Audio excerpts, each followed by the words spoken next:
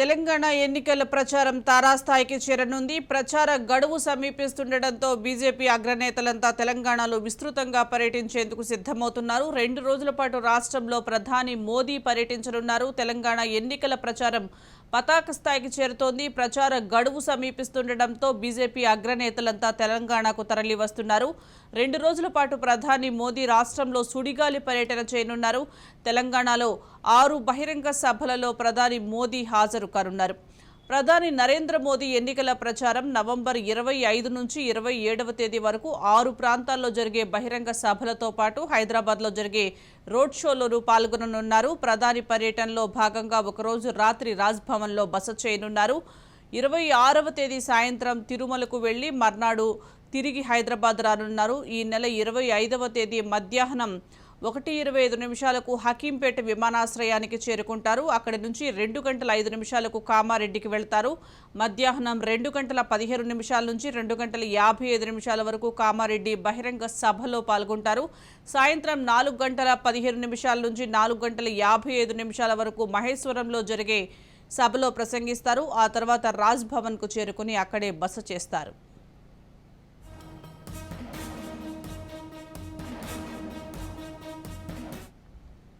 26వ తేదీ ఉదయం 11:30 నుంచి మధ్యాహ్నం 12:45 వరకు హైదరాబాద్ సమీపంలోని కన్హా శాంతివనంలో జరిగే కార్యక్రమంలో పాల్గొంటారు.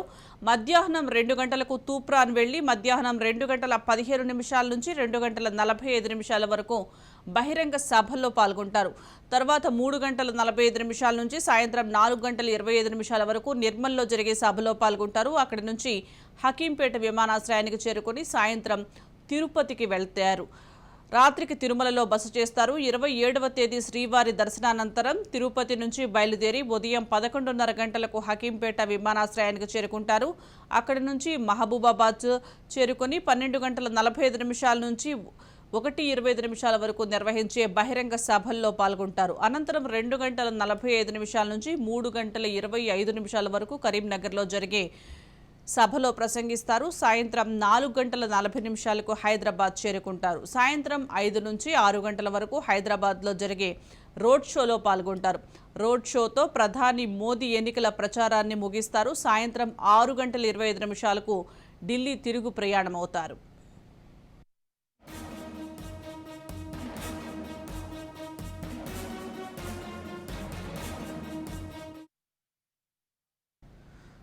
తెలంగాణ ఎన్నికల ప్రచారంలో 24వ తేదీ అమిత్ షా పాల్గొంటారు. హుజూరాబాద్, మంచిర్యాల, ఆర్మూర్లో అమిత్ షా పర్యటిస్తారు. 24 సాయంత్రం కుకట్పల్లిలో రోడ్ షోలో నిర్వహిస్తారు. 26వ తేదీన మక్తల్, రాజేంద్రనగర్ రోడ్ షోలో పాల్గొంటారు. శేరిలింగంపల్లిలో అమిత్ షా రోడ్ షో నిర్వహిస్తారు. అంబర్పేట్లో రోడ్ షోలో కేంద్ర హోంమంత్రి పాల్గొంటారు. 28వ తేదీ ఎన్నికల ప్రచారం చివరి రోజు రామగుండం, పెద్దపల్లి నియోజకవర్గాల్లో అమిత్ షా పర్యటిస్తారు. బీజేపీ జాతీయ అధ్యక్షుడు జేపీ నడ్డా 23వ తేదీ ముదోల్, నిజామాబాద్, సంగారెడ్డిలో ఎన్నికల ప్రచారం నిర్వహిస్తారు. సికింద్రాబాద్లో రోడ్ షో నిర్వహిస్తారు. 25వ తేదీ హుజూర్నగర్, హుస్నాబాద్, ముషీరాబాద్ ఎన్నికల ప్రచారంలో పాల్గొంటారు. 27వ తేదీ బాన్స్వాడ, జుక్కల్, గజ్వెల్లో నడ్డా పర్యటిస్తారు. యూపీ సీఎం యోగి ఆదిత్యనాథ్ 24వ తేదీ బోధ్, ఆదిలాబాద్, ఖానాపూర్, ఖైరతాబాద్లో ప్రచార కార్యక్రమాల్లో పాల్గొంటారు. నవంబర్ 25న బోధన్, వేములవాడ, గోషా మహల్లో రోడ్ షో నిర్వహిస్తారు. సనత్ నగర్లోనూ పర్యటిస్తారు. 26వ తేదీన మహబూబ్ నగర్, కల్వకుర్తి, ఎల్బీ నగర్ పర్యటనలతో పాటు కుత్బుల్లాపూర్లో రోడ్ షో నిర్వహిస్తారు. కేంద్ర రక్షణ మంత్రి రాజ్నాథ్ సింగ్ 24వ తేదీ సిర్పూర్లో పర్యటిస్తారు. అదే నర్సాపూర్, మేడ్చల్ ఎన్నికల ప్రచారంలో పాల్గొంటారు. 26వ తేదీన బాల్కొండ, సికింద్రాబాద్ కంటోన్మెంట్, కార్వాన్లో పర్యటిస్తారు.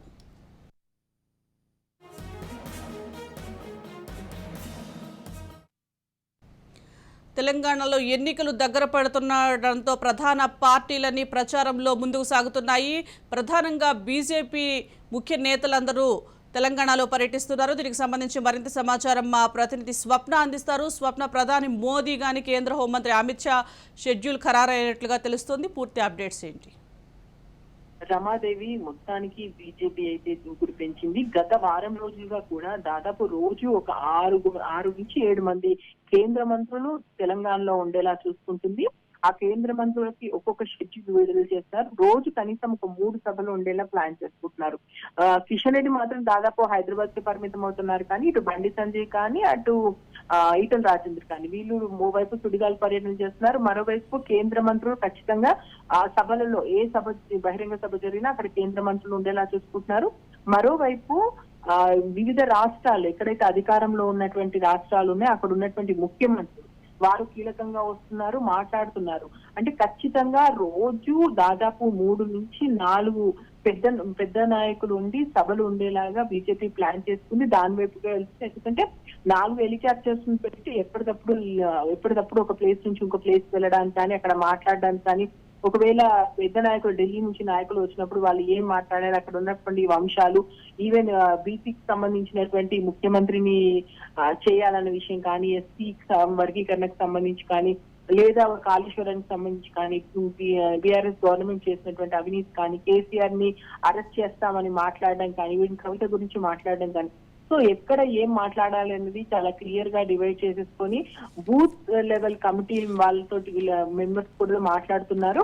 వాళ్ళని ఎప్పుడప్పుడు మనం ఇది ఫాలో అవుతున్నాం. ఈవెన్ మేనిఫెస్టో కూడా చాలా లేట్ గా విడుదల చేశారు. లేట్ చేసినటువంటి మేనిఫెస్టోని కూడా జనాల్లోకి తీసుకెళ్లడానికి సామాజిక మాధ్యమాలను కానీ ఇంకా ఏ రకంగా మనం వెళ్ళగలుగుతాం అనేటువంటి దాన్ని దృష్టిలో పెట్టుకొని ఆ వైపుగా వెళ్తున్నారు. ముఖ్యంగా ఇటు అమిత్ షాకి సంబంధించి కానీ, మోదీకి సంబంధించి కానీ ఇప్పటికే వాళ్ళు వచ్చి ఒక జోష్ అయితే నింపారు.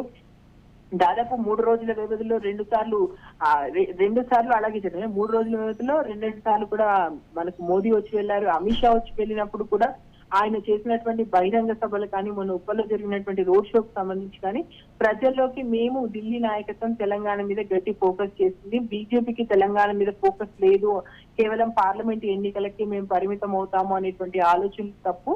ఖచ్చితంగా బీఆర్ఎస్ గవర్నమెంట్ సంబంధించి కేసీఆర్ చేసినటువంటి అవినీతిని కక్కించే బాధ్యత మాదే. దాని గురించి ఎవరేం చెప్పినా నమ్మకండి, డబుల్ ఇంజన్ సర్కారు వస్తుంది అనేటువంటి ఒక భరోసాని ఇస్తూ వెళ్తున్నారు. ఈసారి కూడా 3 రోజుల వ్యవధిలో అంటే ఒక రోజు 25 ఇక్కడ ఉంటున్నారు, 26 తిరుమల వెళ్తున్నారు. అంటే దాదాపు 2 తెలుగు రాష్ట్రాలనే మరో 3 రోజులు స్పెండ్ చేయబోతున్నారు. సో ఇలా మొత్తానికి మోదీ వచ్చి మరొకసారి ఏం మాట్లాడతారో అని చూడాలి. ఎందుకంటే కామారెడ్డి బహిరంగ సభలో ఆయన పాల్గొంటారు.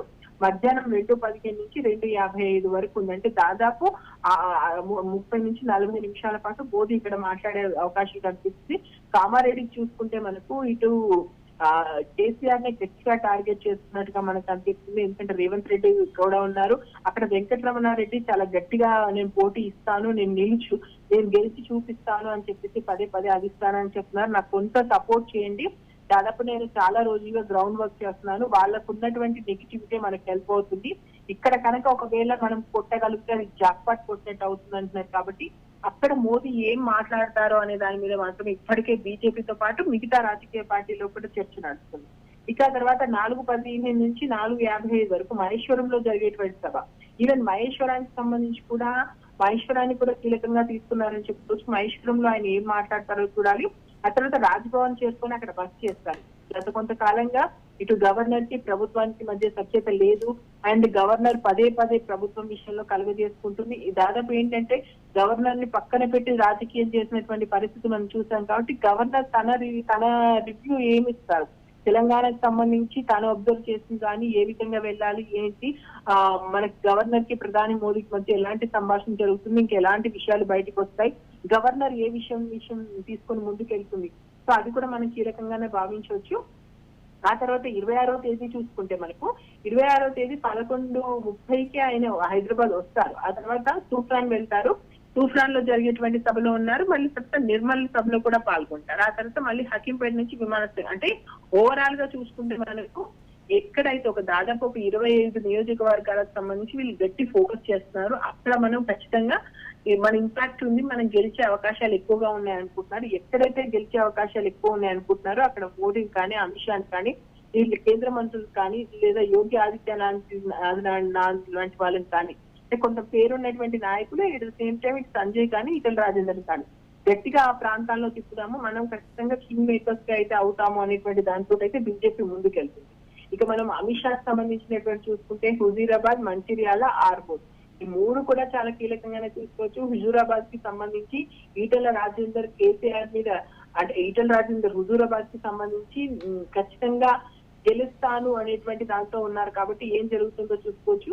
ఇంకా మనం మొత్తానికి ప్రస్తుతం ఉన్నటువంటి పరిస్థితుల్లో ఇటు హుజూరాబాద్ లో అదేవిధంగా మంచిర్యాలకు సంబంధించి ఆర్మూరు ఈ మూడు ప్రాంతాల్లో ఎలా ఉంటారో చూసుకోవాలి. ఎందుకంటే గతంలో అక్కడి నుంచి పోటీ చేసినటువంటి నాయకులే ఇప్పుడు ఒకవేళ సీఎం పోటీలో కూడా మేము ఉన్నామని చెప్తున్నారు కాబట్టి వాళ్ళు ఎంతవరకు వస్తారు, ఏ విధంగా సక్సెస్ చేస్తారో చూడాలి.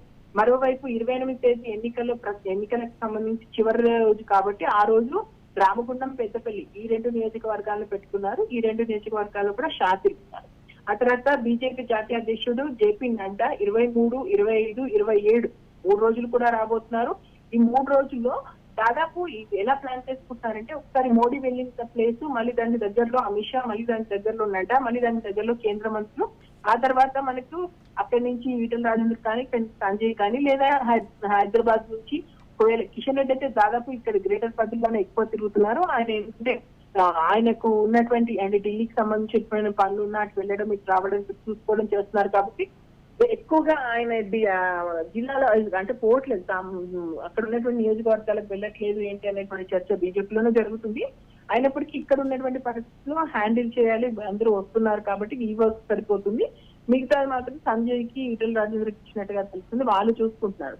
ఇక యూపీ సీఎం యోగి ఆదిత్యనాథ్ విషయానికి వస్తే ఆయన 24వ తేదీ వస్తున్నారు. బోధు, ఆదిలాబాద్, కాన్పూర్ ఈ 3 కూడా చాలా ఇంపార్టెంట్. ఎందుకంటే అక్కడ మనకి హిందుత్వ ఓటింగ్ అనేది ఉండేటువంటి అవకాశం ఉంది. ఒకవేళ యోగి ఆదిత్యనాథ్ మాట్లాడితే అక్కడ ప్రజల్ని ప్రభావితం చేసేలాగా ఉంటది. ఇప్పుడు మనకు సీఎంసీ చాలా మంది వస్తారు, ఇప్పుడు గోవా సీఎం కూడా వచ్చారు, మాట్లాడి వెళ్ళారు. కానీ మన తెలంగాణ విషయానికి వస్తే మాత్రం యోగి ఆదిత్యనాథ్ చెప్పినటువంటి మాటలు ప్రజల్లోకి వెళ్లే అవకాశం ఉంది. ఆయన చాలా అగ్రెసివ్ గా మాట్లాడతారు. అండ్ అక్కడ ఉన్నటువంటి రైట్ భావజాలం ఉన్నటువంటి ఓటర్స్ కానీ లేదా హిందుత్వ భావజాలం ఉన్నటువంటి ఓటర్స్ కానీ లేదా కాస్త న్యూట్రల్ గా ఉన్నటువంటి ఓటర్స్ కూడా తన వైపు తిప్పుకునేటువంటి పరిస్థితి ఉంది.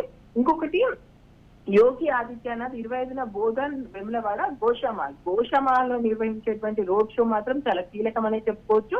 ఎందుకంటే గోషామాల్లో మనకు ఖచ్చితంగా బీజేపీ గెలుస్తుంది అని సర్వేలు ఇస్తున్నటువంటి దాంట్లో గోషామాల్ ఒకటి. సో గోషామాల్ కి సంబంధించి అక్కడికి కనుక యోగి ఆదిత్యనాథ్ వస్తుంది, ఎందుకంటే ఇప్పటికే గోషామాల్ అభ్యర్థి అక్కడ కేవలం ఆ ప్లేస్ లోనే ఉండడం కాదు, మిగతా ప్లేసెస్ లో కూడా ప్రభావితం చూస్తారు. తన సస్పెన్షన్ పడ్డం, ఆ తర్వాత వెళ్ళడం, అంటే ఓవరాల్ గా చూసుకుంటే ఖచ్చితంగా గోషామాల్ అనేది గెలిచేటువంటి అంటే రాజాసింగ్ విషయంలో మనకి చాలా ఆశ పెట్టుకుంది బీజేపీ ఆ సీట్ కి సంబంధించి. అక్కడ ఆల్రెడీ ఎవరికైతే అభ్యర్థి రాలేదో ఆ అభ్యర్థి దగ్గరికి వెళ్ళి మాట్లాడడం, ముఖ్యంగా ఎవరైతే ప్రత్యర్థులుగా ఉన్నారనుకుంటున్నారో వాళ్ళని సంబంధించి కూడా అంటే పార్టీ అంతర్గతంగా ప్రత్యర్థులుగా ఉన్న వాళ్ళని కూడా కూల్ చేసేటువంటి పనిలో ఇప్పటికే కేంద్ర మంత్రులు పడ్డారు. అక్కడ ఉన్నటువంటి వాళ్ళను స్వయంగా పిలుచుకుని లేదు మీరు అలాంటివి ఏం చేయకండి, ఖచ్చితంగా రాజాసింగ్ గెలుపు కోసం ప్రయత్నించండి అని చెప్పేసి అధిష్టానమే చెప్తుంది.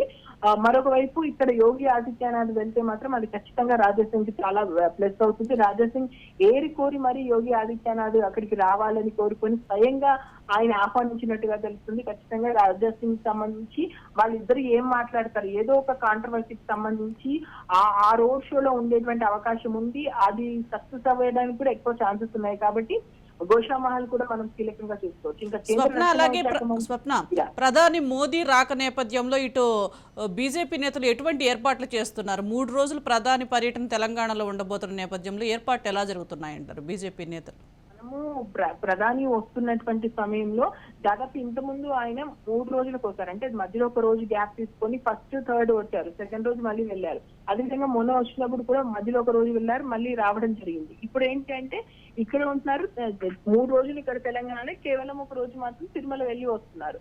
సో ఈ నేపథ్యంలో ప్రధాని మోదీకి సంబంధించి జెడ్ కేటగిరీ భద్రత ఎలాగో ఉంటుంది. అండ్ ఒక రోజు రాజ్భవన్ లో బస్ చేయబోతున్నారు, ఒక రోజు ఆయనకు సంబంధించినటువంటి బస ఏర్పాట్లు మినిట్ టు మినిట్ షెడ్యూల్ ఉంటుంది. ఇప్పుడు మినిట్ టు మినిట్ షెడ్యూల్ కి సంబంధించి ఇంత ముందుగా అయితే ఎవరు కాబట్టి కాస్త సమయం పట్టే అవకాశం ఉంది. 25 మనకి 24 రోజు సాయంత్రం కల్లా ఆయన మినిట్ టు మినిట్ షెడ్యూల్ వస్తుంది, ఎక్కడ బస చేస్తారు ఏంటి అండ్ అక్కడ భద్రతకు సంబంధించినటువంటి ఏర్పాట్లు ఏ విధంగా చేస్తారని. ఖచ్చితంగా 2 రోజులు తెలంగాణలో ఉండే అవకాశం ఉంది. అదేవిధంగా ఒక రోజు రాజ్భవన్ లో బస్ చేస్తే ఇంకో రోజు మేబీ ఆయన వచ్చేటువంటి టైమింగ్ ఏమైనా ఉంటుందా, లేదు అంటే ఆ షెడ్యూల్ లో ఏమైనా మార్పులు చేర్పులు ఉండేటువంటి అవకాశం కూడా ఉంటుంది. కాబట్టి మనకు మినిట్ టు మినిట్ షెడ్యూల్ వస్తే ఎక్కడ ఉంటారు, ఎక్కడ వెళ్తారు, ఎటు నుంచి ఎటు వెళ్తారు రోడ్ షోకి సంబంధించి ప్రజెంట్ మనకు ఆల్రెడీ మోదీకి సంబంధించి ఎక్కడి నుంచి ఎటు స్టార్ట్ అవుతారు ఏంటి అనేది మాత్రం వచ్చింది. దానికి సంబంధించినటువంటి వివరాలు ఒకసారి ఇప్పుడు నేను చెప్తాను. 25వ తేదీ అని కామారెడ్డి కదా, 25వ తేదీ మధ్యాహ్నం 12 గంటలకి ఇక్కడ దుండిగల్ విమానాశ్రయం నుంచి 2 గంటలకు చేరుకుంటారు. ఆ తర్వాత 2 నుంచి 2:55 వరకు అక్కడే సభలో ఉంటారు. ఆ తర్వాత 4:05కి మళ్ళీ రంగారెడ్డి జిల్లాకు చేరుకుంటారు. 4:15 నుంచి 4:55 వరకు బహిరంగ సభలో పాల్గొంటారు. ఆ తర్వాత బేగంపేట విమానాశ్రయం చేరుకుంటారు. అక్కడి నుంచి రాజ్భవన్ ఉంటారు. సో ఆ రోజు రాజ్భవన్ లోనే బస చేస్తారు.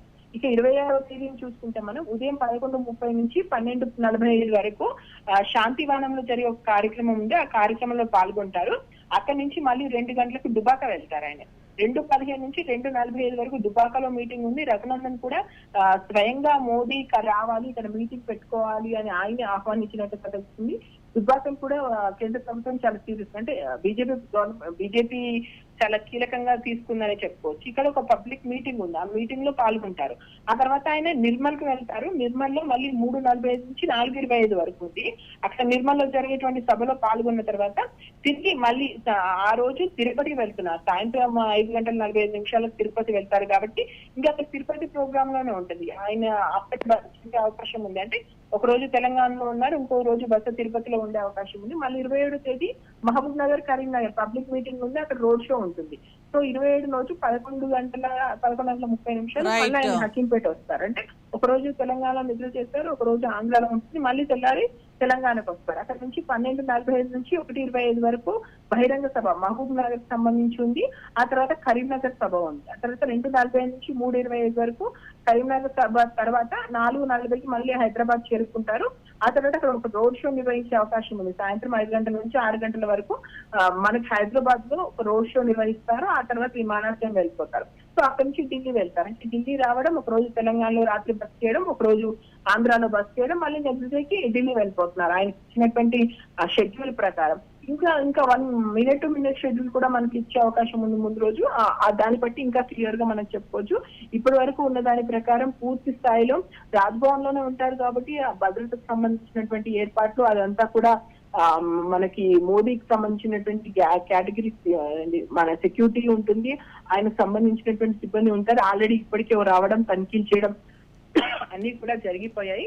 సో మొత్తానికైతే బీజేపీ చాలా తొందరగా అడుగులు వేస్తుందని చెప్పొచ్చు. Thank you Swapna.